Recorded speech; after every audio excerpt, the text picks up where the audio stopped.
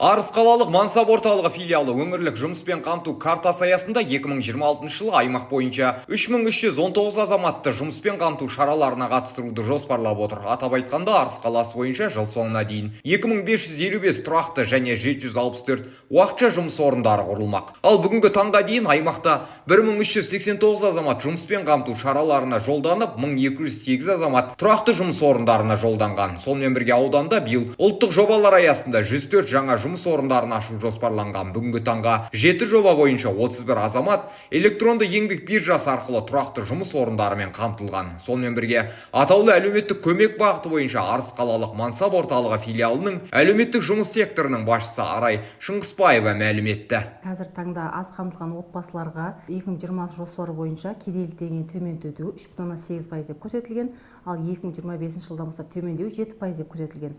Ағымдағы жылдың қаңтар айынан бастап бүгінгі күнге дейін 374 отбасы өтініш білдіріп үлгерді. Яғни шарттысы 323 отбасы, шартысы 55 отбасы деп өтініш білдіріп үлгерді.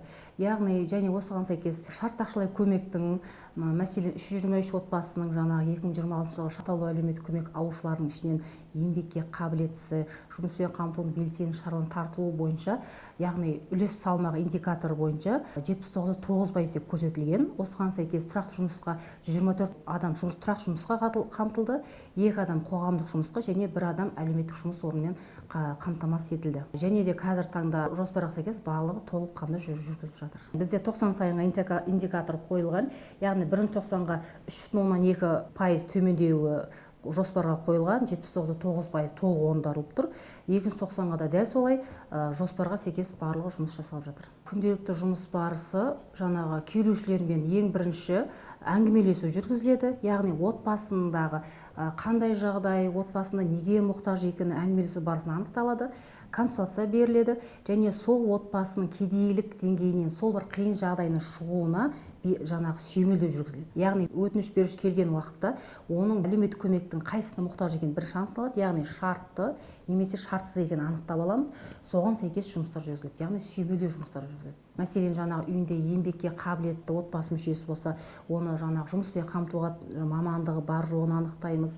Немесе жаңағы студент болса, жаңадан оқу бітірілген болса, жастар практикасына жаңағы үгіттеп, сол бойынша тартуға әрекет жасаймыз. Сол сияқты басқа да көмекке мұқтаж отбасы құрамы болса, жаңағыдай сүйемелдеу толыққанды жүргізіледі. Еңбекке қабілетті отбасы мүшесінің әлеуметтік керемет 3 айға түзіледі, 3 ай сүйемелденеді, мониторинг жасалады. Жеке сәйкестену нөмірін базаға сала отырып, әр адамның жеке данын көре аламыз. Сол арқылы ғана тағайындалады. Нақты мынандай табыс болу керек деп бізде айта алмаймыз оны. Әр келушінің әртүрлі табысына қарай, отбасының адам санына қарай тағайындалады. Құжаттар электронды түрде біз тек жеке сәйкестену нөмірімен келеді бізге. Оны жаңағы өтініш иесі өзі тастай алмайды ғой. Соған біз сүйемелдей отырып, оны электронды порталға тастап береміз.